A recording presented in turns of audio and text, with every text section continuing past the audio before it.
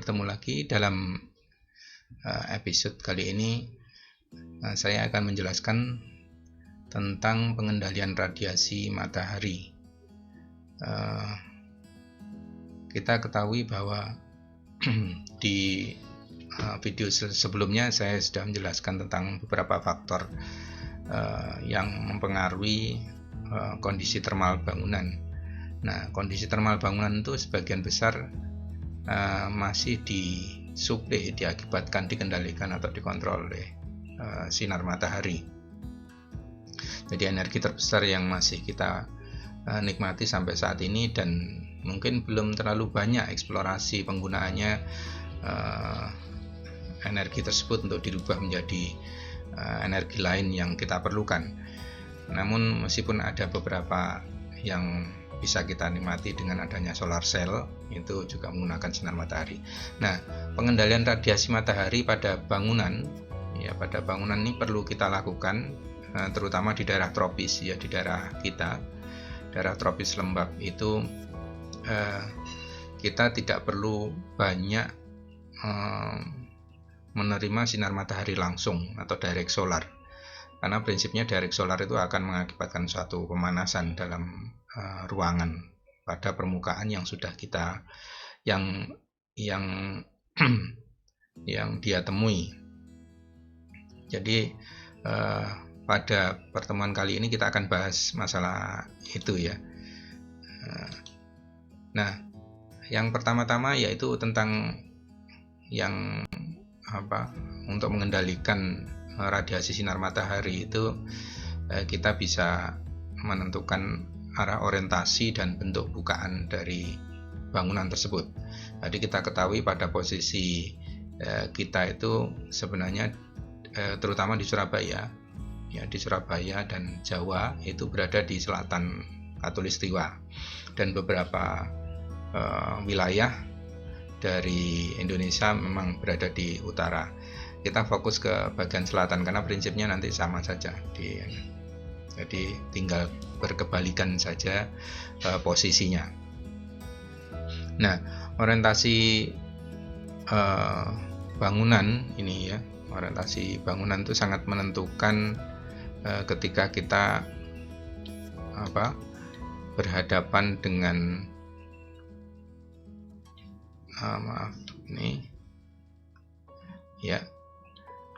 ketika kita berhadapan dengan sebuah akses sinar matahari yang cukup terik umpamanya ya.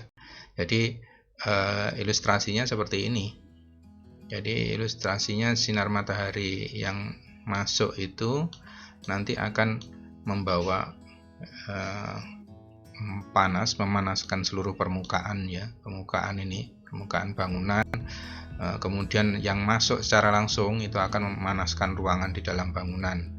Jadi selain ada proses pemanasan di permukaan selubung, matahari yang masuk secara langsung pada bukaan itu akan memberikan pemanasan terhadap ruang di dalamnya. Makanya harus dikendalikan sinar matahari yang masuk pada bangunan, dalam bangunan. Nah, bukaan-bukaan ini nanti menentukan proses masuknya. Orientasi yang bagus sampai saat ini dimungkinkan karena kita posisinya ada di selatan, maka matahari kebanyakan berada karena posisinya matahari itu kan beredarnya melewati Katulistiwa dan ke selatan, pada waktu tertentu berada di utara dan kita pada semua posisi itu kita mendapatkan sinar matahari.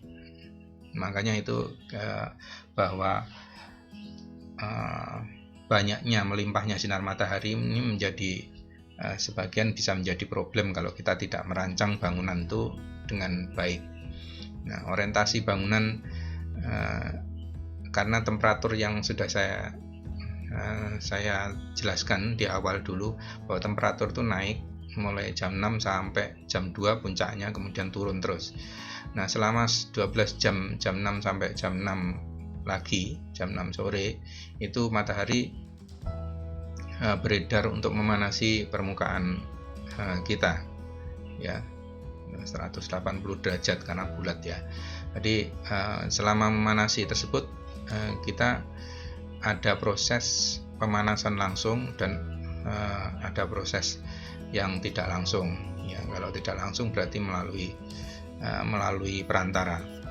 Nah, orientasi bukaan yang bagus, ya, kita sebaiknya berada di sekitar jam, Anda bisa atur sekitar jam pagi sampai jam 9 dan 10 ya.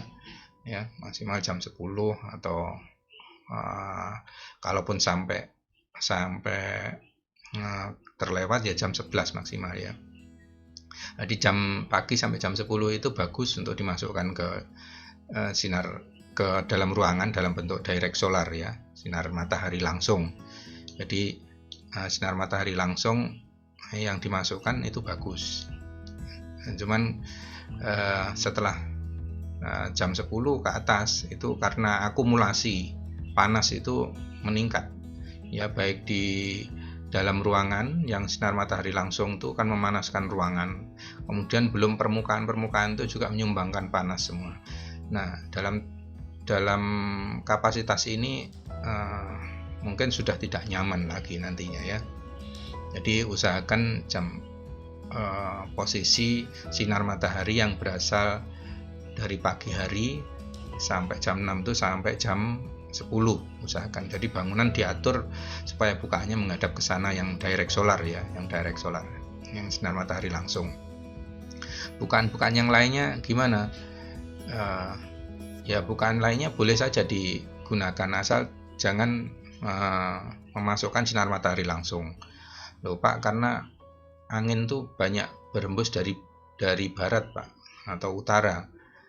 Nah, kalau memang seperti itu ya Anda harus melakukan sebuah solusi supaya direct solar itu dihindari. Ya, tetapi angin tetap masuk. Nah, karena angin itu masuknya juga melalui bukaan ya. Mediumnya bukaan, sama seperti sinar matahari yang masuk ya. Nah, itu masalah orientasi. Jadi kalau Anda lihat bahwa bangunan-bangunan ada istilah kalau memilih rumah biasanya Anda sebaiknya menghadap selatan ya, karena posisi kita itu berada di selatan, jadi menghindari sinar matahari yang dari utara maupun timur, karena beredarnya kan di utara. Sebaiknya bukaan dari selatan, menghadap selatan tuh enak ya, karena lebih teduh, karena posisi kita lintang kita memang di selatan Khatulistiwa. Jadi itu tidak berlaku untuk bagian yang utara mungkin ya. Ya, jadi seperti itu. Nah, kemudian bentuk bukaan ya. Kalau bukaan itu kan macam-macam, bisa pintu atau jendela atau lubang-lubang bukaan yang lain, opening yang lain, tapi yang tidak terdefinisi dalam dua tersebut. Ya, bisa saja karena hiasan atau karena fungsi-fungsi lain untuk memasukkan udara ya, roster seperti itu. Memang sebenarnya kan terbuka, tapi hanya dalam sebuah porositas, jadi dari lubang-lubang seperti itu aliran angin. Nah, bukaan-bukaan ada yang umum karena panas itu udara panas itu naik ya dari bawah ke atas. Makanya kalau Anda lihat di pabrik-pabrik atau itu bagian atas pasti dibuka supaya naik panas yang di bawah bisa naik ke atas. Nah, sudah hukumnya seperti itu. Nah, beberapa untuk mengatasi panas memang seperti itu. Jadi hubungannya dengan panas, tapi hubungan dengan cahaya, karena sinar matahari itu juga menyumbangkan cahaya matahari, maka juga harus diatur tingkat kebutuhannya. Kalau yang dihindari kan direct solar. Kalau cahaya bukaan tuh memasukkan cahaya boleh, karena justru akan menghemat energi penggunaan lampu dan lain-lainnya pada daerah-daerah yang terdalam ya, terdalam umpamanya bagian tengah sini. Bagian tengah ini kita mungkin tidak terkena sinar matahari langsung, tapi bisa dapat pantulan-pantulan cahayanya. Tidak dapat cahaya langsung ya, tapi pantulan-pantulannya bisa didapatkan dari cahaya tersebut. Nah, selanjutnya yang kedua yaitu kita bahas tentang, setelah membahas tentang orientasi bangunan dan bukaan, kita menyentuh masalah perangkat pembayangan. Jadi kalau bukaan itu terpaksa dilakukan pada orientasi yang menyumbangkan panas direct solar langsung, Anda butuh perangkat pembayangan ya, shading device istilahnya ya. Macam-macam shading device itu, kalau kita Anda bisa browsing dan bisa lihat ini berbagai macam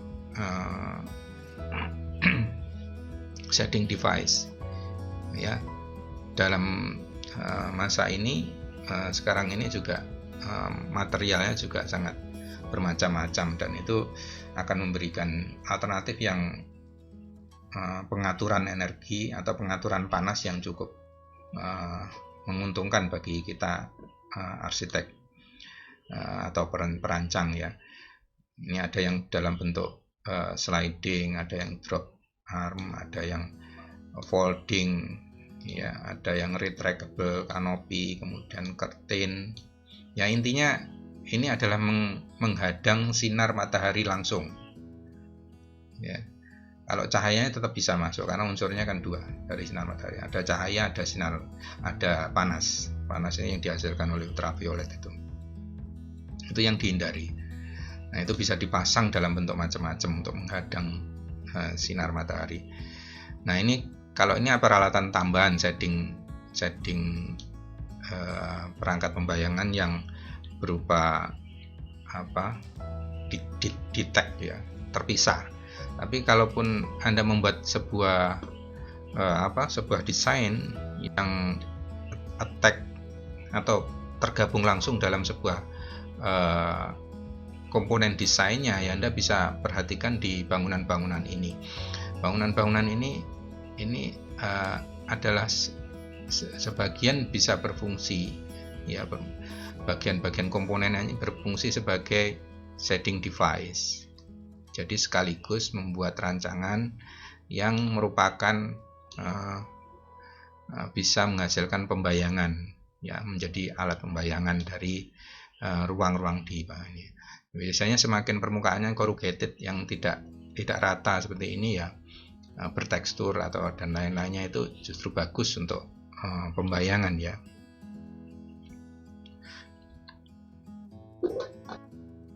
Ya, jadi pembayangan. Jadi seperti itu yang untuk perangkat pembayangan. Jadi gedung-gedung yang Anda lihat ini, yang saya sajikan ini merupakan bagian dari pengelolaan shading device ya, shading device.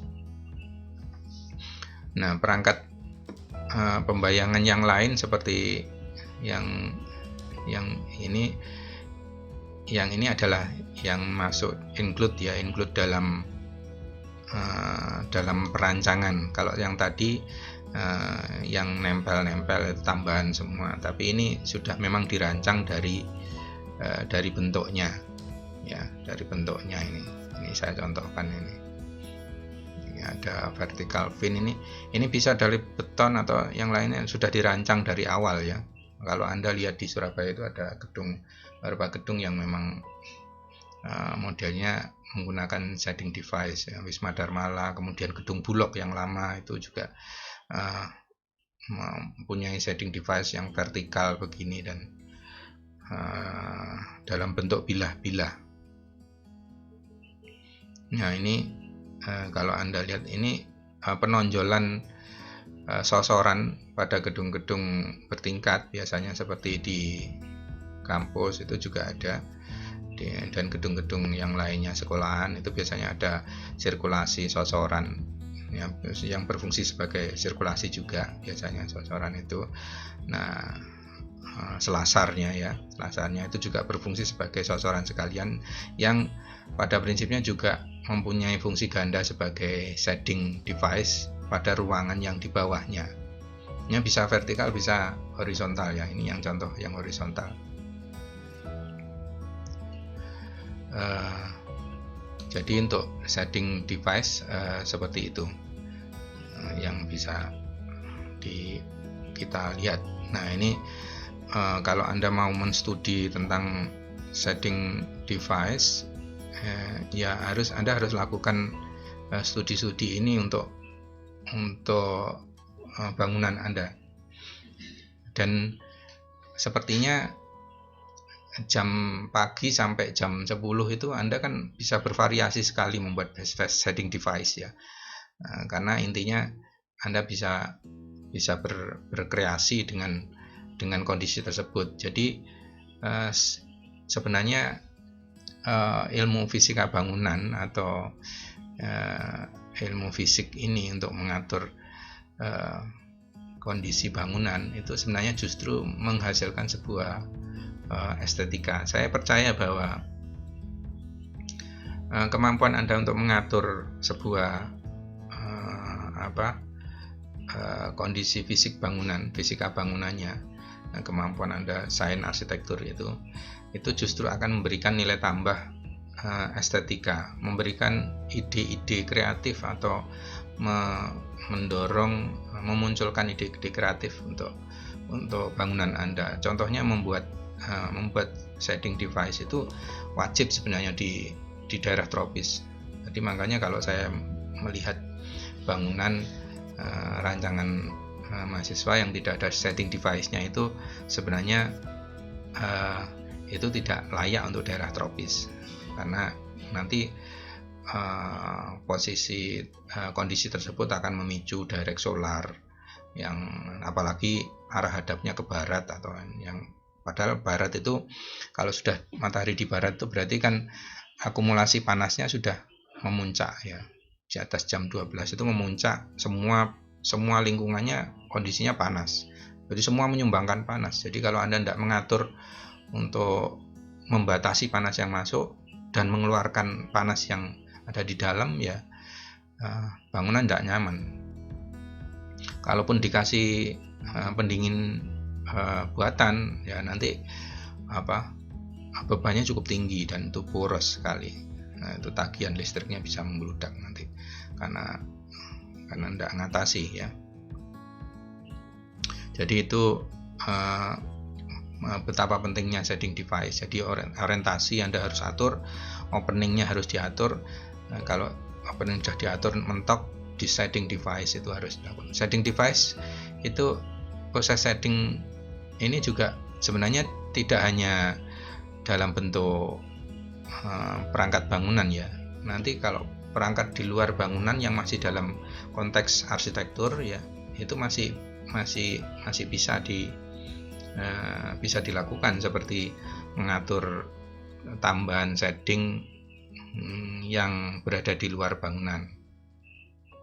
Jadi tambahan shading itu bisa. Nah, kalau kita lihat contohnya ini, bangunan ini shadingnya cukup tinggi ya, rasio shadingnya ya, komponen shadingnya cukup banyak kalau Anda lihat di sana. Kenapa? Ya itu berarti daerah ini memang daerah yang panasnya melimpah ya. Kita bisa lihat ciri-cirinya di sana, sudah bangunan-bangunan ini panasnya melimpah, dan durasinya lama ya, dan ditambah dengan hujan karena ada tritisan dan lain-lainnya, itu atapnya seperti itu miring. Nah, Anda harus mengatur sebuah bangunan itu, ini yang sering saya ilustrasikan bahwa bangunan tropis itu bagusnya memang di tengah vegetasi begini ya. banyak vegetasi yang mengelilinginya. Karena selain yang saya bilang bahwa shading device itu berasal dari murni dari bangunan ini, ya, termasuk sosoran dan ini yang dilebihkan, atap yang dilebihkan, kemudian teras tambahan itu ya, penonjolan-penonjolan yang lainnya, itu juga mendapat bantuan shading dari lingkungan sekitarnya, ya, lingkungan sekitarnya, ya. Dari lingkungan sekitarnya ini kalau kita ada komponen-komponen vegetasi bisa menjadi faktor shading yang cukup bagus untuk membantu pendinginan di dalam bangunan. Nanti kalau terbuka panasnya tinggi, ya apalagi tidak ada angin yang mengalir, tambah kalaupun ada mengalir, kalau aliran anginnya itu panas, ya percuma, sama aja, ya. Jadi orientasi menentukan opening, kemudian shading device, ingat itu. Jadi kunci paling tidak untuk menangkal panas secara langsung, ya. Direct solar yang dihindari, ya, pokoknya direct solar. Jadi bukaan yang besar begini, ini pasti kalau berhadapan dengan sinar matahari langsung menerimanya cukup banyak, karena ini mungkin daerah pegunungan dan kuantitas dari sinar matahari tidak terlalu banyak, ya mungkin dibuka langsung, ya. Ada di arah ini dibuat bukaan yang cukup lebar untuk memasukkan sinar matahari. Nah, ini secara fisika seperti ini, ya, rumusannya seperti ini. Jadi sifat kepadatan dan transparansi permukaan itu menentukan dari masuknya sinar matahari tadi. Jadi kalau kita tadi membahas caranya masuk itu, ya, cara mengendalikannya. Nah, yang seterusnya ini juga cara mengendalikannya adalah sifat kepadatan dan transparansi permukaan bahan. Jadi bahannya, ya, jadi kalau tadi sudah dibahas tentang orientasi bukaan, kemudian komponen shading device, kemudian bahan itu juga menentukan. Jadi bahan yang kalau Anda lihat di rumah-rumah di desa, ya, rumah-rumah di desa itu kan kenapa kok cenderung dingin, ya satu karena lingkungannya vegetasinya masih banyak, ya, masih rimbun, dan itu menyumbangkan oksigen dan udara dingin. Kemudian kalau dindingnya masih dengan konsep lama yang menggunakan sesek itu tambah dingin lagi karena porositasnya besar, lubang-lubangnya itu, lubang-lubangnya banyak. Nah, jadi aliran angin itu besar. Jadi untuk mengalirkan udara dari luar, kalau terjadi aliran angin maka dia akan masuk. Nah, permukaan material itu prinsipnya ada 3 ini. Ada yang kalau dikena sinar matahari langsung, ya, nah radiasi, ada yang diabsorb, ada yang diserap material ini, ada ditransmitkan, diteruskan, kemudian ada diradiasi, dipantulkan lagi, ya, dipantulkan lagi. Nah, prosesnya kalau sinar matahari itu kalau melalui media udara, ini berarti komponennya ini tadi, ada yang diserap, ada yang diteruskan, ada yang dipantulkan, dan ada yang disebarkan di udara, ya, karena dia melalui medium udara. Nah, untuk yang ditransmitkan, diteruskan ini biasanya untuk permukaan-permukaan yang transparan, ya. Kalau yang opak itu padat, berarti tidak transparan. Nah, kalau yang transparan pasti akan diteruskan, ya, akan diteruskan. Jadi konsep perpindahan panas itu sebenarnya seperti ini, menjelaskan itu tadi, ya. menjelaskan semua elemen tadi. Jadi kalau tadi ada 4, ada apa saja, yaitu orientasi, kemudian bukaan, dan setting device, dan materialnya yang dipakai. Konsepnya yang terjadi sebenarnya di kondisi ini adalah konsep perpindahan panas itu rumusnya seperti ini, seperti hukum kekekalan energi itu memberikan ilustrasi bahwa energi tidak bisa hilang, ya hanya berubah bentuk. Nah, identifikasinya apa saja ini? Ya ini kalau hukumnya seperti ini. Yang dikeluarkan itu sama dengan yang diserap. Internal heat gain ini simbolnya G, ya I. Kemudian solar heat gain itu S. Conduction heat, ya, yaitu C. Ya, kemudian ventilation heat, V. Evaporasi cooling, ini pendinginan maksudnya. Makanya simbolnya ini ada min. Ya, semua plus minus ini. Ya, yang ini min, cuman evaporasi. Evaporasi posisinya kalau di kiri berarti min ini, kalau di kanan berarti plus, ya. Ya, seperti hukum matematis yang sudah Anda pelajari di pendidikan dasar. Nah, kalau tambahnya yang M ini adalah mechanical. Jadi komponen penyumbang panas itu sebenarnya ini ada internal heat gain, solar heat gain, ventilasi. Ya, internal heat gain itu berarti ada dari peralatan, manusia, dan lain-lainnya yang bergerak, itu yang mengisi maksudnya, ya. Kalau solar heat gain berarti dari sinar matahari, ya, sinar matahari. Kemudian ventilasi itu dari udara panas. Udara bisa panas, bisa, ya. Jadi kalau asal udaranya yang mengalir dari luar itu sudah panas, ya berarti itu akan memanaskan ruangan tambahan, ya, makanya dihindari. Tapi pasti membawa panas karena dia membawa udara yang di luar itu akan sudah dipanaskan oleh sinar matahari juga tadi dalam konsep yang sebelumnya. Nah ini kan dipanaskan juga. Nah ini isinya ini tadi. Kemudian ventilasi heat sudah tadi. Mechanical heating itu berarti ada di perangkat-perangkat seperti lampu, komputer Anda juga, dan ya perangkat-perangkat elektronik yang digunakan, yang menggunakan energi listrik itu di rumah Anda. Ya, ini harus diatasi. Nah, ini konsep ini harus Anda pahami bahwa itu penyumbang panas, dan yang mengatasi panas itu evaporasi ini biasanya. Ya, ini jumlah panasnya.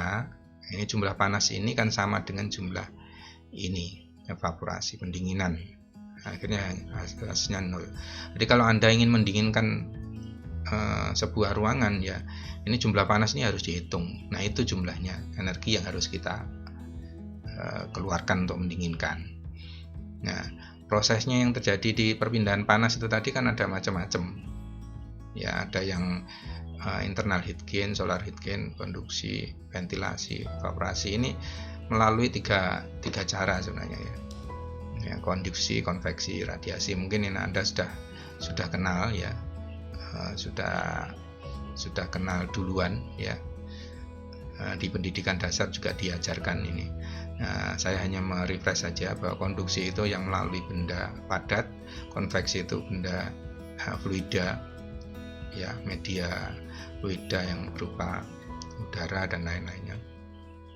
Radiasi itu tanpa media, ya, tanpa media. Jadi seperti sinar matahari itu tanpa media apapun dia merambat, ya, radiasi namanya. Nah, kalau dia butuh media, dia tidak akan sampai ke bumi, ya, karena di antara matahari dan bumi itu kan ruang hampa. Nah, jadi dia berupa radiasi. Kalau konveksi ini melalui media, ya, biasanya aliran angin dan lain-lainnya. Kalau yang padat berupa ini. Nah, bagaimana untuk mendinginkan usaha untuk mendinginkan rumah kita sebenarnya, ya. Konsep untuk mendinginkan rumah kita itu sebenarnya juga harus diawali, selain menangani rumah kita sendiri, ya, itu harus diawali dengan konsep Anda harus berpikir bahwa lingkungan harus didinginkan. ya. Lingkungan harus didinginkan, diturunkan, karena kalau lingkungan Anda itu tidak didinginkan, maka bangunan ini percuma. Dia akan banyak menghabiskan energi untuk mendinginkan dirinya sendiri, bangunan itu, karena disuplai panas terus sama lingkungannya, ya. Lingkungan. Kalau tadi dari sinar matahari, panasnya sudah Anda pelajari, sudah saya berikan penjelasan tapi untuk lingkungannya Anda harus juga melakukan, karena dari bangunan ini juga menyumbangkan panas terhadap lingkungan sebenarnya, ya. Yang kan ada proses reradiasi, jadi dipantulkan lagi. Nah, sekarang pada waktu memantulkan ulang itu berarti memanaskan lingkungannya. Memanaskan lingkungan, kalau sudah panas lingkungannya balik lagi karena sudah terangkat temperaturnya. Nah, caranya salah satunya ya bangunan-bangunan itu untuk mendinginkan, ini ada konsep tentang pewarnaan.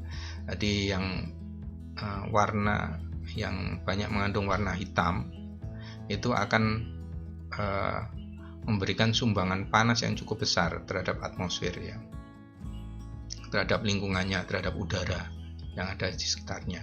Tapi yang putih itu menyumbangkan sedikit panas, ya, menyumbangkan sedikit panas karena tidak memantulkan itu tadi. Nah, cuman ya ini pasti ada resiko-resikonya tertentu, ya, dengan warna yang hitam dan warna putih ini. Jadi kalau Anda punya benda yang berwarna hitam, maka serapannya juga tinggi terhadap panas, dan dia memantulkan panas juga yang cukup tinggi, beda dengan putih, ya. Ya, ini bisa jadi ya acuan paling tidak untuk mengendalikan lingkungan kita. Nah, kemudian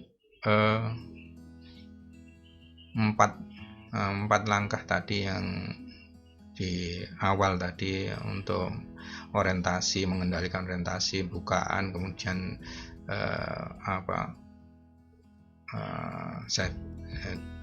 setting device, ya, kemudian materialnya. Nah, itu akan memberikan dampak yang cukup besar, ya, salah satunya terhadap lingkungan yang tadi saya bilang dengan mengendalikan warna itu, dan lingkungan itu akan memberikan dampak, karena pemanasan ini akan memberikan dampak naiknya penggunaan energi, ya, penggunaan energi. Makanya kalau di Surabaya itu dengan pemahaman pengetahuan wali kotanya yang memang berlatar belakang arsitek, maka pengendalian permukaan kota itu dilakukan secara masif dengan memberikan ruang hijau yang cukup banyak. 30% ruang hijau itu akan memberikan penurunan temperatur pada permukaan bumi, ya, permukaan kota tersebut.